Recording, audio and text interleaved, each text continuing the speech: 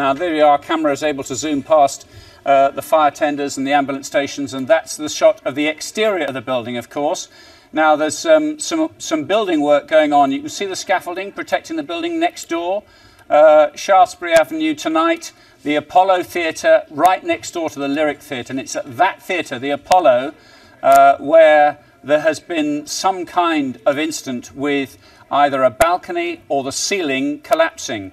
People in the stalls area of this theatre have suffered a series of injuries. My colleague Paul Harrison has made his way there, and I think we can join him now. Paul?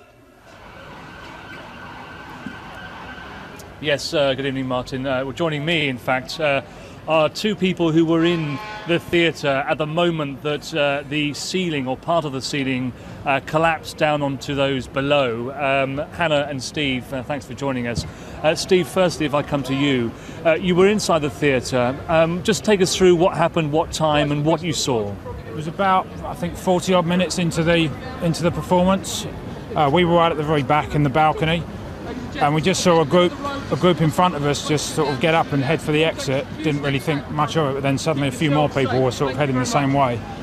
And before we knew it, just suddenly heard the creaking and a big crash, and section of the ceiling had just gone. It seemed to miss everyone in the balcony and the circle and everything, and just go straight down onto the people in the stalls. So it was a large section of the ceiling that actually collapsed. I couldn't really tell you how big the section was, but it was, yeah, a section of the ceiling. I took a look up on the way out, and looked like a back portion of it had gone. Hannah joins us as well. You were in there with Steve on your birthday treat. Yes. Just take us through what you remember, what you saw. Apparently the whole theatre seemed to fill with dust, is that right? It did, that's right, yeah. As Steve said there, we saw people in the front row that started moving, and then very, very quickly they saw the row behind and the row behind. They all sort of started moving towards the exit to the right as well.